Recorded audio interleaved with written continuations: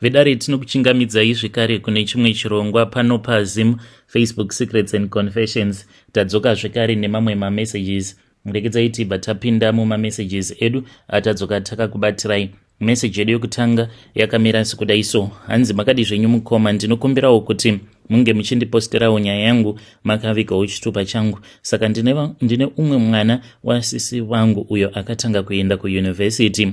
This was last year. Saka the reason as to why ndakabva ndachizoenda kune venguo tsvuku, it was because ivo sisi nabanguru vainge vasingadi kutibudira pachena. Inini ndigere kunoku kunyika yevatorwa yeSouth Africa, ivo variko zvavo kuZimbabwe. Saka mwana uyu paakapedza kunyora A-level yake vakabva vazoti kwandiri, mainini nditsvakireiwo basa, ndoda kuti munge muchitsvakira mwana basa. Kwava kutsvaka basa paya ndikabva ndatotaura nemurungu wangu, asi ndakatovaudza kuti murungu wangu anonetsa, ndaike ndisingadi kuti ndinge ndichitaura naye zvekare because ivo sisi ndainge ndakambovatsvakira basa, because munhu wekuti vanoti kana vakanetsana nabanguru vanobva vati ndava kuda kuuya ikoko kuSouth Africa, wavatsvakira basa paya kuzoti munhu anenge ava kusabatika. Saka murungu ainge ava kungogara achiti iwewe kunyange ndikakuudza kuti ndikuda munhu webasa, you will just disappoint me, wabva watanga kundiudza mastories. Saka ipapo vakandimanikidza vakati kana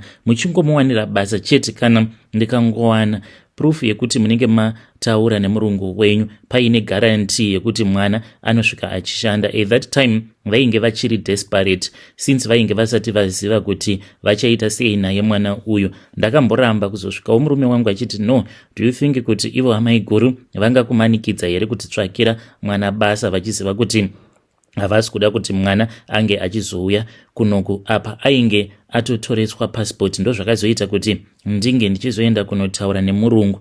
Ndakaenda ndikabva ndataura nemurungu paya. Mushure mekunge ndataura nemurungu ndokubva abvuma, ndokubva atondipa mari, because ivo vainge vachiti mari yebhazi vainge vasina. Murungu akabva ati panoda mari, ndikati at least 1.2 800 yebhazi, then 400 wo yekuti mwana anozotengawo kana 2 months, then 200 obva achizofambawo achidya mubhazi. Ndikabva ndati paripo, ndakatora mari iyaya kwava kutumidzira sisi, ndakavatumidzira mari iya, ivo kwava kudya mari iyoyo vachiziva zvavo kuti mwana wavo vainge vasingadi kuti ange achizouya, kutoti nhai sisi komwana vachingoti ari munzira ari kuuya, ndokubva vachizoti zii. Ndainge ndava kuti kana ndikataura navo vanenge vachingoblutika mamessages, vachingoblutika chete mamessages. Kuzamara ndazonzwa zvinzi mwana ainge atova kuuniversity, ava kutoenda kuchikoro. Takanetsana vakabva vati ndakazokalkulata mainini, ndikabva ndaona kuti zvimabasa izvi zvemumarestaurant hazvitomborina kana guarantee. Ndoti mwana wangu auya ikoko kuJoni hongu anenge achishanda muzvimarestaurant, but future yake ndinenge ndamukanganisira future. Zviri nani kuti mwana ange achienda kuuniversity, nekuti mwana akaenda kuuniversity kunyange zvikanzi azoenda kupi zvinenge zviine musoro than kuti mwana anenge asina kana education zvachose. Ndikabva ndati zviri bo, ndakabhoyekana. Apa kwava kutora kamari kandainge ndiinako mumba, ndokubva ndachizonodzosera mari iya kumurungu. Akatsamwa kwazvo, akabva ati maybe wainge usinako mari. Ndakazotokumbira ruregerero, ndakati ndichiri pakutsamwa ndopa ndakabva ndachizoenda kumba kwevamwe madzibaba venguo tsvuku, ndokubva ndachizonoitirwawo mhiko dzekuti ndakanzi ndinge ndichitenga coke yemubhodhoro chairo. Ndokubva ndaita saizvozvo, ndikabva ndachizonzi ndinge ndichizonyora kapepa. Ndakanyora kapepa, ndikanyora nezita ravo sisi nezita remwana wavo. Ndikabva ndazoisa kapepa kaya mubhodhoro, koko yacho yange ichirimo, uye zvekare ndikabva ndanzi ndinge ndichiputsa zai makoko acho, ndikabva ndachizomaisa imomo. Uye zvekare ivo vakabva vachizonamatira koko iya, vakabva vanditi chienda pamaradzano dzenzira unge uchinoputsa bhodhoro iri. Ndikabva ndachizoita saizvozvo, ndokubva ndachizodzokera zvavo, vakabva vazondipa umwe munamato wekuti ndige ndichizoushandisa kwemazuva 3. Sisi vakabva mukutaura neni masvondo adarika awo, vari kuti mwana akavaudza kuti usiku pane murume uyo anouya kwaari, hanzi iye anenge achitoona sekunge zvinhu izvi zvinenge zvichiitika physically. Murume uyu mushure mekunge auya kwaari anobva achizorara naye. Paanopedza kurara naye, mwana uyu anotoona kuti zveshuwa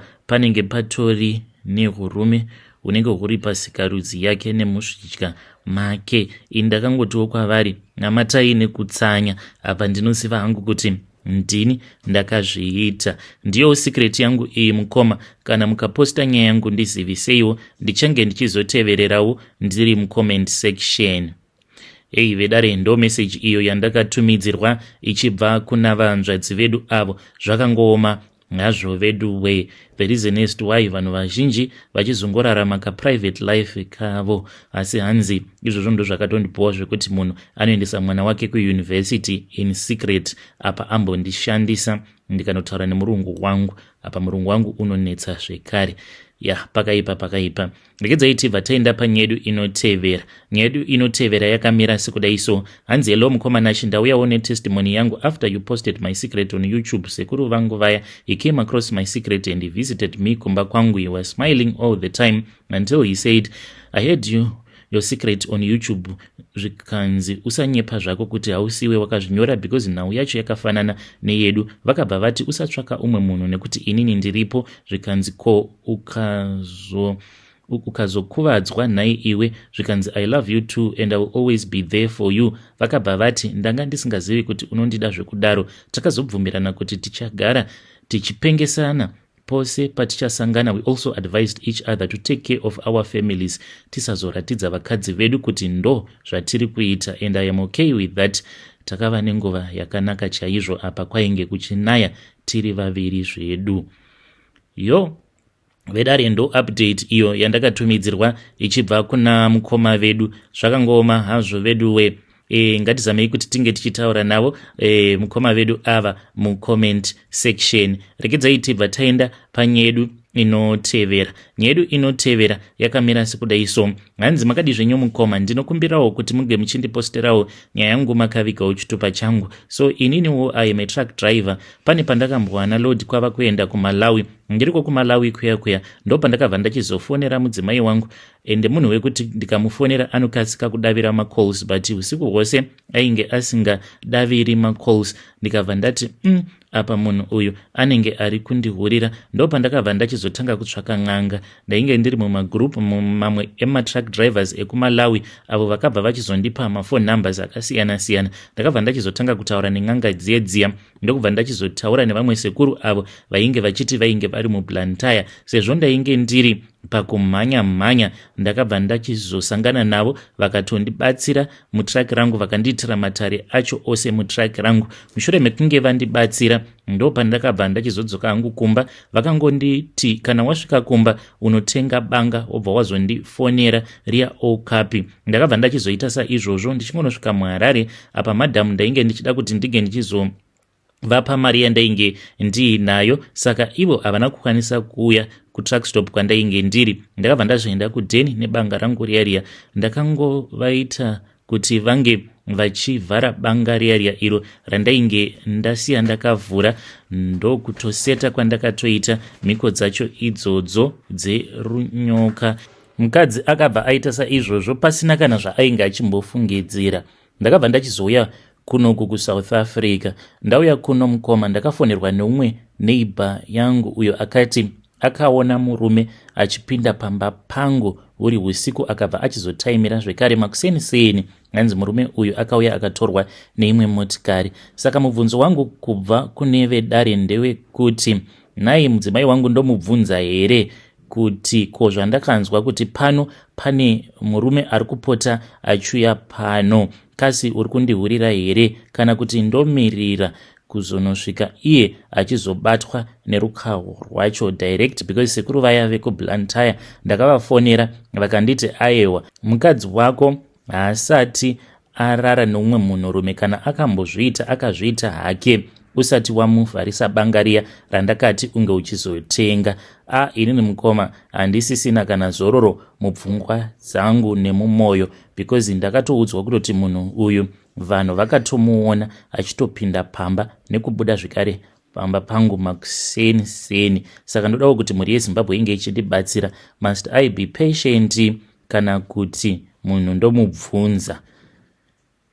Vedare ndo message iyo yandakatumidzirwa ichibva kuna mukoma vedu avo. Zvakangooma hazvo veduwe, ngatizamei kuti tinge tichitaura navo mukoma vedu ava mucomment section. Strange things indeed they do happen in this world. Regedzai tibva taenda panyedu inotevera. Nyedu inotevera yakamira sekudai so. Hanzi makadi zvenyu mukoma, inini ndinoteerwawo nemunhu wandisingazivi. Kubva zvandakanzi kana uchida kuita mari enda unobayirira paguva riri fresh. Mukoma Nashi ndainge ndichiitawo zvekutengesa macream donuts uye zvekare nemadrinks pambudzi, saka ndakabva ndachizobatsirwawo nevamwe sekuru ava ndeve kumbari. Ndikabva ndavaudza kuti ndainge ndichidawo kuti ndinge ndichizokwanisawo kuita at least kana ka tuckshop. Yes, I know kuti kune vamwe vanhu kunzoko vanokwanisa kundishora kuti sure ungada kurombera tuckshop here, but nelevel randainge ndiri upenyu hwainge hwakatongondiomerawo at that time yainge itoriwo hand to mouth, saka ndainge ndichitozviona sekunge kana ndikakwanisa kuitawo kana ka tuckshop kangu ndinenge ndava kutoita mari. That was the level randainge ndichizviudza kuti kana ndikasvika ipapo ndinenge ndatovapo. So ndakabva ndachizotaura navo sekuru vaya tikabva tachizowirirana, vakabva vachizonditi ndinge ndichitenga tsono. Ndakaenda ndikanotenga tsono 6 idzi. Dzimwe tsono 6 idzi ndakabva ndachizodzibayirira muvhu pamba pandainge ndichigara kuHopley uko, panguva yacho pandaigara kuHopley. Then imwe yacho tsono ndo yavakanditi unofanira kuti unge uchizoenda kunoibayirira paguva rinenge riri fresh. Mukoma Nashi ndakabva ndachizoenda hangu kumakuva, ndainge ndichingotenderera zvangu. Saka pane imwe family yainge ichiviga mufi wayo, vakati vapedza kuviga munhu wavo vaenda paya, ndo pandakabva ndachizoenda paguva remufi ndikabva ndazobayirira tsono iya. Kubva ipapo Mukoma Nashi zvinhu zvangu zvose zvakabva zvatanga kuendeka. Mangwana acho makuseni ndakabva ndachizoenda ndikanohodha madonuts angu aya. Chinhu chandakatanga kuona ndechekuti ndainge ndahodha dozen since ndainge ndisina mari, imwe yose ndainge ndaishandisa paya pandakaenda kunobvunzira kuna sekuru vekumbari, saka ndainge ndichida kutotanga kutosimukira kuti 1. So mushure mekunge ndahodha madonuts angu aya 12, chakandishamisa ndechekuti vakabva vachizoita mistake kwava kundipa madonuts 36. Ndakaramba ndakanyarara sezvo ndainge ndagara ndiri customer yavo. Ndakangoti zvimwe kuda ivo vari kuda kungondipa mamwe acho nechikwereti, havana kana kumbondibvunza. Ndikabva pamba pavo ndikaenda paroundabout ndikatanga kutengesa hangu madonuts angu. Mukoma Nashi, it was very funny kuti madonuts ose awa akatengwa nevamwe vanhu vainge vari mune rimwe bhazi. Vose mukoma vakatenga madonuts awa, vamwe vaitenga matatu ose ari 36 kwava kupera. Vanhu vakatoti tiri kuda mamwe. Ndakaenda ndikanohodha Mukoma Nashi. Zuva iroro ndakatengesa madonuts andakaverenga 107. Ndakaita mari musi iwoyo mukoma, kunyangwe vacho avo vaipota vachindihodhesera madonuts vakati vainge vasisina. Ndikabva ndachizoenda pane vamwe mother avo vakazonditengesera zvekare mamwe. Ose andakatengesa it was 107. Ndo pandakaona kuti zvinhu zvangu zvainge zvava kutanga kuendeka pasina kana nguva Mukoma Nashi. Ndainge ndava kuita mari. Nerimwe zuva ndakabva ndachizoudzwa kuti ndainge ndichazonhonga mari. Zveshuwa ndakanhonga mari. Mari iyi yainge iri $500. Ndikanzi mari iyoyo ndaifanira kuti ndige ndichizobvisa 150. Ndikabva ndava pasekuru vaya 150 yavo. Ndikabva ndazosara nechange, vakanditi chengeta mari iyoyo. Kana mari yako yakwana kuita 1000 unofanira kuti unge uchizotsvaka chibusiness chekuita. Ndikabva ndatanga kuitawo zvezvimatuckshop kusvika ndichizovhurawo shop uye zvekare neshop yehembe nekuita zvemabhero. Asi zvinoitika ndezvekuti munhu wacho anenge achingonditeverera ari kumashure kwangu chete, achingonditeverera 24/7. Ndakambodzokera kwavari sekuru ava vakabva vanditi muzukuru hazvina basa, chakangokosha ndechekuti iwe uri kuita mari hausi kuita here? Ndikati sekuru ndiri kuita mari. Vakabva vanditi saka munhu iyeye siyana naye. So makore adarika awo munhu uyu ainditeverera ari nechekure, but iko zvinozvo anokwanisa kutosvika padhuze neni, maybe about 10 meters over anyangarika. Apa sekuru ava manje chava kundivhundutsa pavari ndechekuti vava kurwara. Last time ndakadikitira mushure mekunge vandifonera vakabva vanditi muzukuru, ndine imwe audio iyo yandiri kuda kukutumidzira. Audio iyi ndevamwewo vamufundisi vanga vachiparidza, saka ndaitumidzirwawo neumwe muzukuru wangu. Ndafunga kutendeuka ini. Vakati vandiudza kudaro ndakadikitira mukomanashi ndikati zvino Mwari, ko munhu uyu wacho akandibatsira kana kuri kunzi iye kana afunga kutendeuka zvino chii chichazoitika kwandiri. Apa ndava kutya manje. Vakanditi mishonga yavo haidi kuti ndige ndichiti pano ndabatsirwa apo ndabatsirwa, uye zvekare ndisambofa ndakaenda kumasowe kunyange zvikanzi kwauya chinengei. Kana ndichida kuzotobatsirwa vakanditi I give you the go ahead, nekuti unoenda kuZambia, nekuti ivowo pavainge vachigadzirwa pavakatanga kuita zveun'anga hanzi vakaenda kuZambia. Saka mishonga yekuZambia inokwanisa kuzorwidzana nemishonga yemunomu muZimbabwe. Zvinotoda kutongobatsirwawo nemunhu akasimbiswa kana kuti ane dare rake rakatanga kuZambia uye zvekare rikazopeterwako kuZambia, otherwise ndinozvikanganisira zvinhu zvangu very big time. So ndiri kudawo kuti mhuri yeZimbabwe inge ichindibatsira. Pari zvino ndiri kutsvakawo n'anga idzo dzinobatsira kana ari maZambian kana kuti munhu anenge aine connection nen'anga dzekuZambia, because apa ndava kuda zvinhu zvinoitawo kuti ndige ndichizokwanisa kuzongoramba ndichiita mari kana kuri kunzi sekuru ava vakaenderera mberi neplani yavo yekuda kutendeuka kana kuti vakazongonzi vanenge vafa ndinowanawo pekutangira. Pari zvinozvi ndakatongomirawo navo sekuru ava, ndo vanondichengetedza siku nesikati kuti mufi uyo wandakanobayirira tsono paguva rake asazondinetsa nekuramba achingondironda. Vedare ndo meseji iyo yandakatumidzirwa ichibva kuna mukoma vedu avo. Zvakangoma hazvo vedu we. Strange things indeed they do happen in this world. Ngatizamei kuti tinge tichitaura navo mucomment section.